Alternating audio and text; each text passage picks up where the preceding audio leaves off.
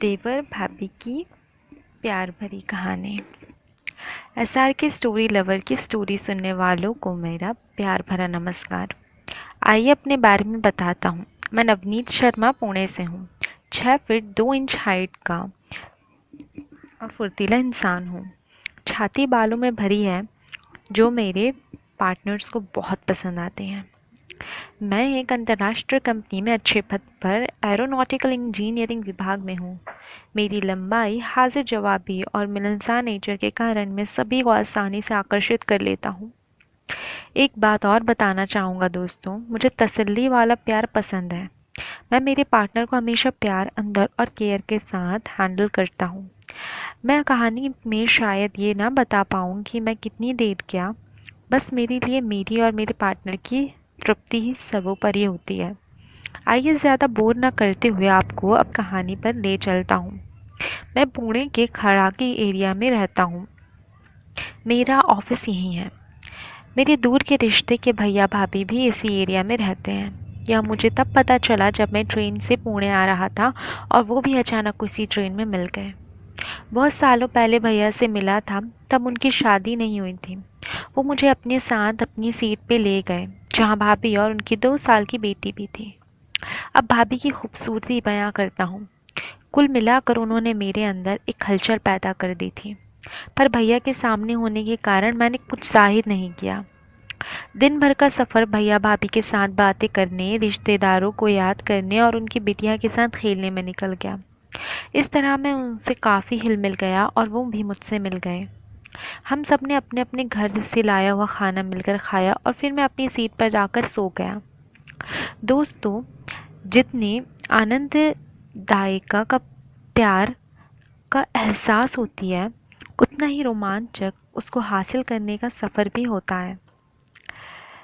प्रेयसी की छोटी से छोटी बात के मायने निकालना, उसके इरादों को समझने की कोशिश करना, अपनी बात समझाने की कोशिश करना, इन सब से फट में रहती जब एक एक कदम आगे बढ़ते हैं।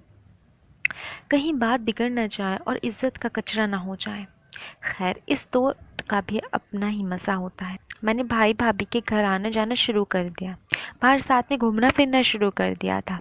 मेरा स्वभाव उन सबको बहुत पसंद आता था, खासकर भाभी को। मैं भाभी का बहुत ख्याल रखता था। हम दोनों की पसंद बहुत मिलती थी। धीरे धीरे व्हाट्सएप पे चैट और जोक्स भी शुरू हो गए।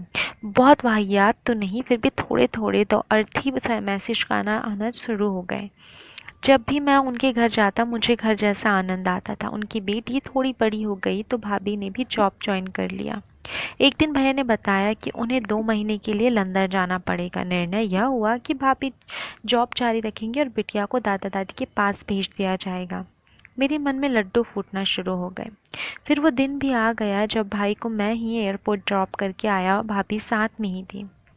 लौटकर भाभी की सोसाइटी के नीचे ड्रॉप करके लौटने लगा तो वो बोली, एकदम से अकेले मुझे बुरा लग रहा है, आप थोड़ी देर रुक चाय पीकर चले जाइएगा। मैं मान गया और उनके साथ ऊपर चला गया। उनके फ्लैट पर मैं भाभी को हंसाने की पूरी कोशिश कर रहा था, पर भाभी कुछ उदास थी, जो स्वाभाविक भी था।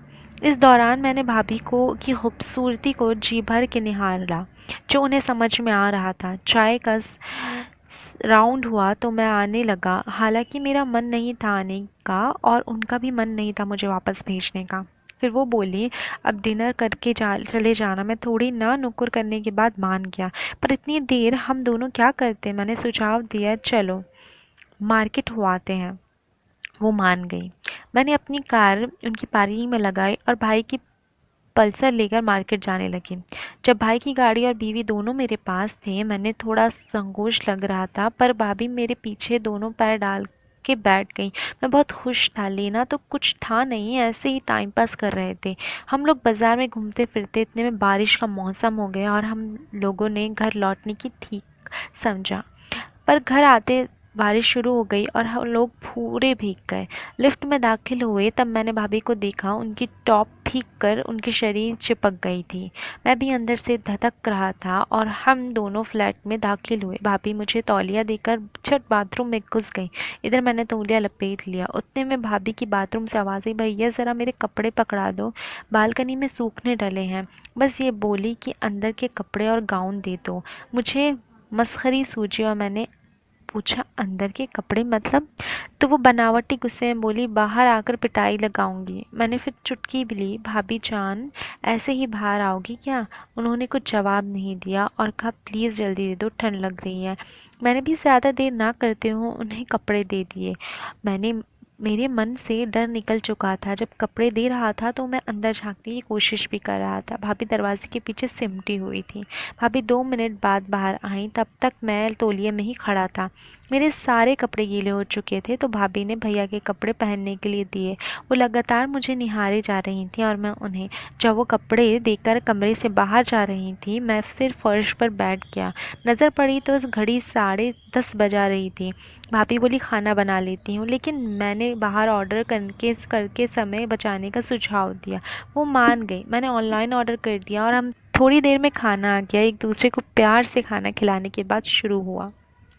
और सच कहूँ दोस्तों, मुझे याद नहीं कि रात कब तक ये दौर चला। सुबह नींद खुली तो भाभी भी नींद में से जागी हुई थी, पर बेड पर साथ में थे। वो 2 दिन शनिवार रविवार थे और हमने छुट्टी का पूरा लुत्फ उठाया। फिर अगले 2 महीने तो मेरी उसके बाद भी हम प्यार करने का कोई मौका नहीं छोड़ते थे। अफसोस कि अब भैया भाभी नोएडा शिफ्ट हो गए हैं और अब हम देवर भाभी के बीच फ़ोन चैट और पुराने लम्हों को याद करने के अलावा कुछ नहीं होता।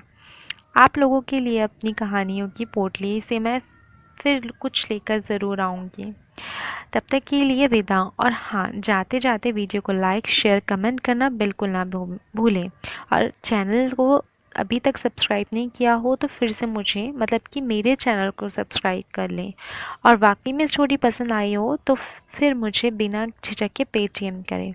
बिल्कुल मेरे दिए हुए नंबर पे पेटीएम कर दें। चलो तब तक के लिए बाय। मिलूंगी अपनी अगली स्टोरी में। बाय।